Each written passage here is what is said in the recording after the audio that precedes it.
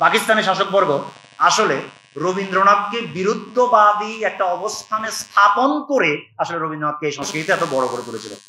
বাঙালি জাতীয়তাবাদী বর্গগুলোর অংশ হিসেবে আমরা কলকাতার নানান ধরনের সাংস্কৃতিক উপকরণকে পাত্তা দিতে গ্রহণ করতে বাধ্য হয়েছিলাম। এটা জাতীয়তাবাদী আন্দোলনে এটা মোটেই অপরাধ কিছু নয়। তখন রবীন্দ্রনাথ বড় হয়ে উঠেছিলেন, আইকন হয়ে উঠেছিলেন, একদম যথার্থ কাজই হয়েছে। রবীন্দ্রনাথ তখন আইকন হওয়ারই কথা, কারণ পাকিস্তানি শাসকবর্গ আসলে রবীন্দ্রনাথকে বিরুদ্ধবাদী একটা অবস্থানে স্থাপন করে আসলে রবীন্দ্রনাথকে এই সংস্কৃতিতে এত বড় করে তুলেছিল। এই কথা যারা আমাদের এখানে বলে না, এই কথা যারা গোপন করে, তারা কিন্তু মিথ্যাচার করে। এই কাজটা আসলে পাকিস্তানি শাসকবর্গই করেছিল।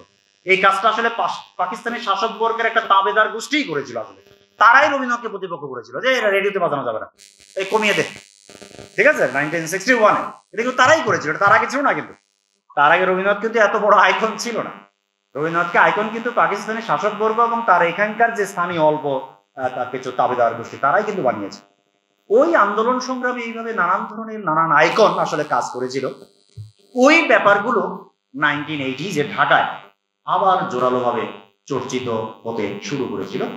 সম্মিলিত সাংস্কৃতিক জোট এবং উদীচী আমার বিবেচনায় আপনারা যারা এই বিষয়টা নিয়ে আগ্রহী হবেন, তারা যদি এই দুই সংগঠনের কর্মতৎপরতা দেখেন, তাহলে এই ব্যাপারটা খুব সহজেই বুঝতে পারবেন। এটা খুব জটিল কিছু নয়। এবং যদি আপনাদের সাহিত্য ইত্যাদিতে যদি চর্চার একটা ইতিহাস থাকে, তাহলে আপনারা আরো পরিষ্কার বুঝতে পারবেন যে বাংলাদেশের মুক্তিযুদ্ধের উপন্যাস বলে যে বর্গ, এটার প্রধান বইগুলো লেখা হয়েছিল 1980s-এ। এবং এই যে 71-এর দিনগুলি সহ এই ধরনের সমস্ত বই বেরিয়েছিল 1980s-এ। এবং ডেইলি রোডের যে নাটক পড়া বাংলাদেশের কালচারাল ডাইকোটমি তৈরির জন্য এত বিখ্যাত, এটা বেসিক্যালি 1980s এবং অংশত 1990s-এর ঘটনা। এরপরে এটা আসলে এত কার্যকর কখনোই ছিল না। ফলে ওই পুরো ব্যাপারটা আসলে ওই সময় ঘটেছিল। এবং কি ঘটেছিল এখানে বাঙালি জাতীয়তাবাদ, সেকুলার, তারপরে হলো মৌলবাদ বিরোধিতা। মানে মৌলবাদ বিরোধিতা মানে আসলে এক ধরনের ইসলাম ফোবিয়া। এটা খুব ইম্পর্টেন্ট ব্যাপার আমাদের এখানে, যে ইসলাম ফোবিয়া কথাটা আমরা খুব ব্যবহার করি। আমরা প্রচুর লোককে ইসলাম পড়তে একদিন, ওই দিন আমি নাম বলছি না, একজন আমার কাছে কাইন্ডা বলছে যে তার মা তো বিরাট বিরাট কষ্টের মধ্যে পড়ে গেছে, যে আমার ছেলেটা নামাজ রোজা করে রীতিমতো, কিন্তু বাজারে লোকে তাকে ইসলাম একদম আক্ষরিক করতে আমাকে বলছে যে আমাদের নামাজ রোজা করে কিন্তু নাম চাউল করে দিয়েছে। ইসলাম কথাটা কিন্তু আমাদের এখানে খুব বাজেভাবে অনেকের ক্ষেত্রে ব্যবহৃত হয়, কিন্তু এর তো একটা লম্বা ইতিহাস আছে যেখানে সত্যি সত্যি ঘটনাটা ছিল। আমাদের এই কথা খেয়াল রাখতে হবে যে আমাদের এখানে ইসলাম ফোবিয়াটা ডেভেলপ করেছে কিন্তু মৌলবাদ কথাটার সঙ্গে যুক্ত হয়ে। এই ইতিহাসটা মনে না রাখলে এটা এত গভীর ভাবে কেন প্রতিষ্ঠিত হয়েছে, অ্যাক্ট করছে, সেটা আমরা বুঝতে পারবো না। এটা 80s-এ করেছে, 80s-এ ওয়ার্ল্ড ওয়াইড এই মৌলবাদ ব্যাপারটি দারুণ ভাবে নানান কারণে, সবগুলো কিন্তু ষড়যন্ত্র নয়। আমাদের এখানে প্রত্যেকটা ব্যাপারকে ষড়যন্ত্র হিসেবে পার করে দেওয়ার একটা ব্যাপার আছে, সব ষড়যন্ত্র নয়, নানান কারণে ঘটনাটা ঘটেছে। এর মধ্যে আফগান ইস্যু আছে, পৃথিবীর ক্ষমতা সম্পর্কে পরিবর্তনের ইস্যু আছে, তারপরে হলো মার্ক্সবাদী ঘরানার রাষ্ট্রীয়ভাবে পতনের ইস্যু আছে, অনেকগুলো ইস্যু আছে। নানান কারণে ব্যাপারটা জোরালো হয়েছিল। ওই ব্যাপারটা কলকাতা বাহিত আধুনিকায়নের ভিতরে যে ইনহেরেন্ট ইসলাম ফোবিয়া আছে, সেটার সঙ্গে একত্রিত হয়ে এটাকে একটা বড় বর্গ করে তুলেছে।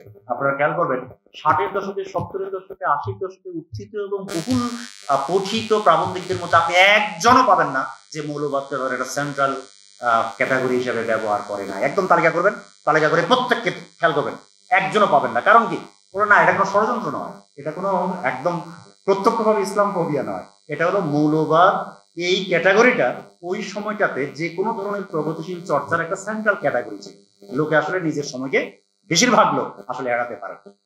তাহলে ওই সময় এই মৌলবাদ বিরোধী একটা ইসলাম ফোবিয়ার একটা রূপ ডেভেলপ করেছিল, সেকুলারিজমের একটা রূপ ডেভেলপ করেছিল, বাঙালি জাতীয়তাবাদের একটা রূপ ডেভেলপ করেছিল, এবং মুক্তিযুদ্ধের চেতনা এই ব্যাপারটাও আস্তে আস্তে অন্যভাবে ডেভেলপ করছিল। এই চারটা প্রধান বর্গ একত্রিত হয়ে বাংলাদেশে আসলে ওই সময় ওই কালচারাল পলিটিক্যাল অ্যাক্টিভিটিস গুলো জোরালো হয়েছিল অনেক দিন পরে, অনেক নানান ঘটনা পরম্পরা পার হয়ে, যেটা 2013-র আগে পরে আওয়ামী সরকারকে এই কালচারাল পলিটিক্স নির্ভর একটা এইরকম খারাপ শাসনের দিকে সুবিধা দিবে, প্ররোচিত করবে এবং সাকসেসফুল করবে।